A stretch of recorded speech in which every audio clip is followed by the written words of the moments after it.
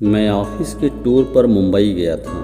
Company का काम तो 4 दिन का ही था, पर मैंने मैनेजर से मुंबई में एक दिन छुट्टी बिताने की इजाज़त ले ली। 5वें दिन शाम की फ़्लाइट से मुझे दिल्ली लौटना था। कंपनी ने मेरे ठहरने के लिए एक 5 स्टार होटल बुक किया था। होटल काफ़ी अच्छा था। मैं चेक इन कर 14वीं मंजिल पर अपने कमरे की ओर गया। मेरा कमरा काफ़ी बड़ा था।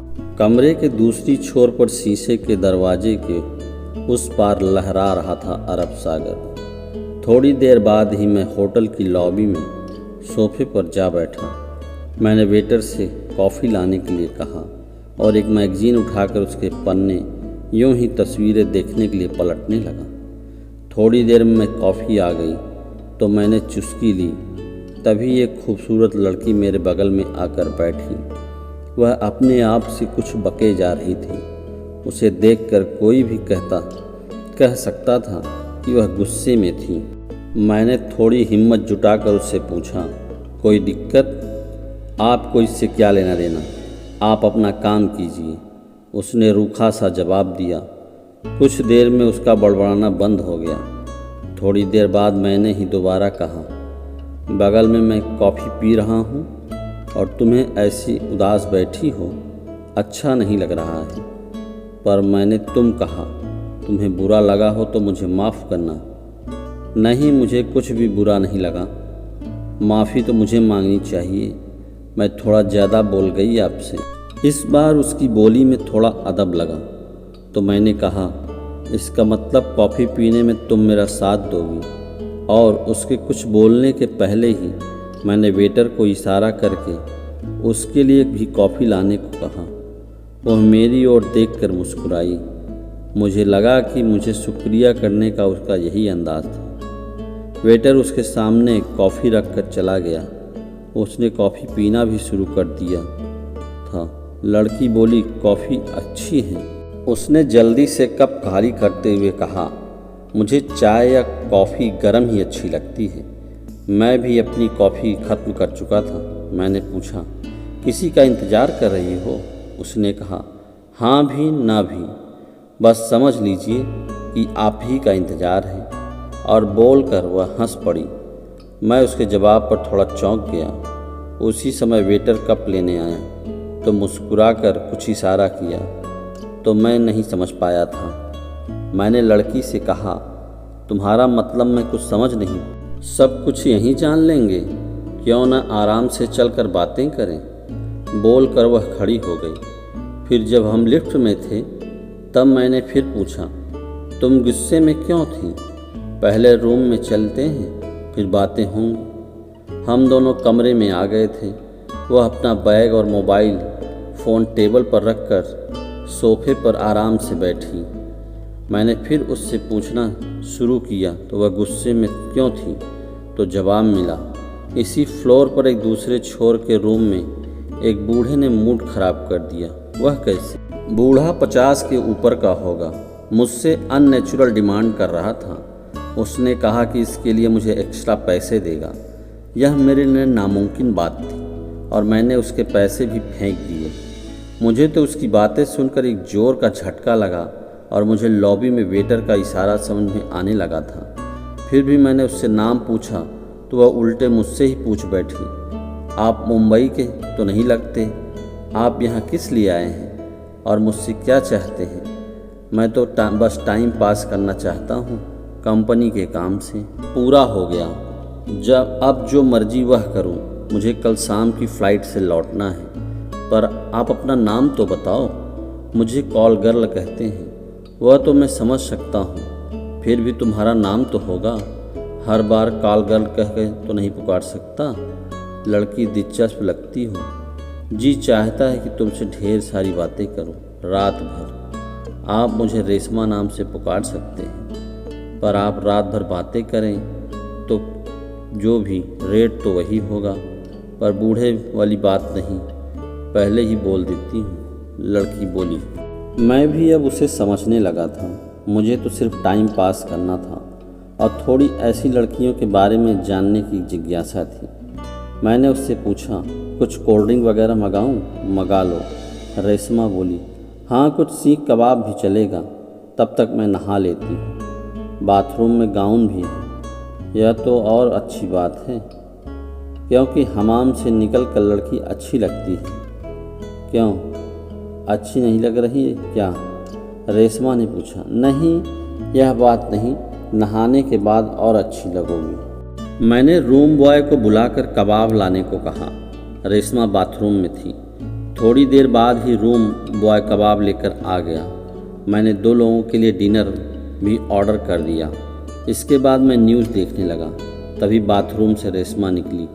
दूधिया सफ़ेद गाउन में वह सच में और अच्छी दिख रही थी।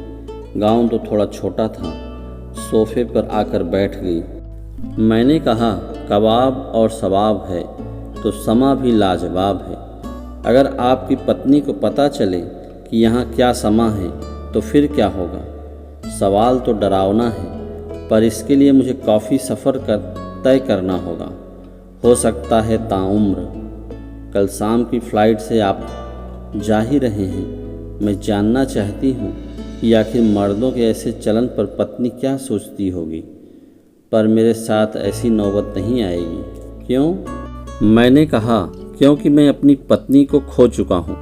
27 साल का था जब मेरी शादी हुई थी और 5 साल बाद ही उसकी मौत हो गई, पीलिया के कारण। उसको गए 2 साल हो गए। ओह सो सॉरी, बोलकर अपनी प्लेट छोड़कर मेरे ठीक सामने आकर खड़ी हो गई और आगे कहा, तब तो मुझे आपका मूड ठीक करना ही होगा।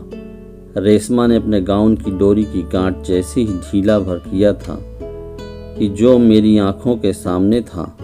मैंने इस पल की कल्पना नहीं की थी, न ही मैं ऐसे हालात के लिए तैयार था। फिर भी अपने आप पर काबू रखा। तभी डोर बेल बजी तो रेशमा ने अपने को कंबल से ढक लिया था। डिनर आ गया था। रूम बॉय डिनर टेबल पर रख कर चला गया। रेशमा ने कंबल हटाया। रेशमा ने कहा, टेबल पर मेरे बैग में कुछ सामान पड़े हैं, आपको यहीं से दिखता होगा। आप जब चाहें इसका इस्तेमाल कर सकते हैं। आपका मूड भी तरोताज़ा हो जाएगा। जल्दी क्या है, सारी रात पड़ी है। हाँ, अगर कल दोपहर तक फ्री हो तो और अच्छा रहेगा। इतना कहकर मैं भी खड़ा होकर उसके गाउन की डोर बांधने लगा तो वह बोली, मेरा क्या, मुझे पैसे मिल गए। आप पहले आदमी हैं जो सवाब को ठुकरा रहे हैं। वैसे आपने दोबारा शादी की और आपका कोई बच्चा? वह बहुत पर्सनल हो चली थी, पर मुझे बुरा नहीं लगा था। मैंने उससे पूछा, डिनर लोगी क्या? अभी थोड़ा रुक सकते हैं, तब तक कुछ बातें करते हैं। ओके, अब पहले तुम बताओ, तुम्हारी उम्र क्या है और तुम यह सब क्यों करती हो? पहली बात, लड़कियों से कभी उम्र नहीं पूछती हैं। मैं थोड़ा हंस पड़ा। तभी उसने कहना शुरू किया, ठीक है, आपको अपनी सही उम्र बता ही देती हूँ। अभी मैं 21 साल की हूँ। मैं सच बता रही हूँ। और कुछ लोगी? अभी और नहीं। आपके दूसरे सवाल का थोड़ा लंबा जवाब होगा, वह भी बता दूंगी, पर पहले आप बताइए कि आपने शादी की? आपकी उम्र भी ज़्यादा नहीं लगती है। मैंने उसका हाथ अपने हाथ में लिया और कहा, मैं अभी 34 साल का हूँ। मेरा कोई बच्चा नहीं है। डॉक्टरों ने सारे टेस्ट लेकर बता दिया कि मुझमें पिता बनने की ताकत ही नहीं है। अब दूसरी शादी करके मैं किस औरत को माँ बनने की सुख के लिए तरसता नहीं छोड़ सकता। इस बार रेशमा मुझे गले मिली और कहा, यह तो बहुत बुरा हुआ। मैंने उसकी पीठ थपथपाई और कहा, दुनिया में सबको सब कुछ नहीं मिलता, पर कोई बात नहीं, चलो डिनर करते हैं। डिनर के बाद मुझे आराम करने का मन किया तो मैं बेड पर लेट गया। रेशमा भी मेरे साथ ही बेड पर आकर कंबल लपेट कर बैठ गई थी। वह मेरे बालों को सहलाने लगी। तुम यह सब क्यों करती हो? मैंने पूछा। कोई अपनी मर्जी से यह सब नहीं करता। कोई न कोई मजबूरी या वजह इसके पीछे होती है। मेरे पापा एक प्राइवेट मिल में काम करते थे। एक एक्सीडेंट में उनका हाथ पैर कट गया था। कंपनी ने कुछ मुआवजा देकर उनकी छुट्टी कर दी। माँ भी कुछ पढ़ी लिखी नहीं थी। मैं और मेरी छोटी बहन स्कूल जाते थे। माँ 3-4 घरों में खाना बनाकर कुछ कमा लेती थी। किसी तरह गुजर हो जाती थी, पर पापा को घर बैठे शराब पीने की आदत पड़ गई थी। जमा पैसे खत्म हो चले थे। इसी बीच रूम बॉय डिनर के बर्तन ले आया और दिन भर के बिल के साथ साथ रूम के बिलों पर भी साइन करा कर के ले गया। मैंने पढ़ाई के साथ साथ ब्यूटिशियन का कोर्स भी कर लिया था। हम एक छोटी चाल में रहते हैं। मेरे एक रिश्तेदार ने ही मुझे ब्यूटी पार्लर में नौकरी लगवा दी और शाम को एक घर में, जहां माँ काम करती थी, खाना बनाती थी। पर उस पार्लर में मसाज के नाम पर जिस्म फरोशी भी होती थी। मैं भी उसी का शिकार हुई और इस दुनिया में मैंने पहला कदम रखा था। बोलते बोलते रेशमा की आंखों में आंसू बहने लगे थे। सॉरी, मैंने तुम्हारी दुखती रगों को बेमतलब ही छेड़ दिया। नहीं, आपने मुझे कोई दुख नहीं पहुंचाया। आंसू निकलने से कुछ दिल का दर्द कम हो गया। फिर एक अंगड़ाई लेकर उसने कहा, मैं आपको बोर कर रही हूँ ना? आपने तो मुझे छुआ भी नहीं। आपको मुझसे कुछ चाहिए तो कहें। मैंने कहा, अभी सारी रात पड़ी है, मुझे अभी कोई जल्दी नहीं, जब कोई ज़रूरत होगी कहूँगा। पर पार्लर से होटल तुम कैसे पहुँची? पार्लर वाले ने ही कहा था कि मैं औरों से थोड़ी अच्छी और स्मार्ट हूँ, थोड़ी अंग्रेजी भी बोल लेती हूँ। उसी ने कहा था कि यहाँ ज़्यादा पैसा कमा सकती हो और पार्लर में पुलिस की रेड का डर बना रहता है। फिर मैं होटल में जाने लगी। इसके बाद रेशमा ने ढेर सारी बातें बताई, होटलों की रंगीन रातों के बारे में।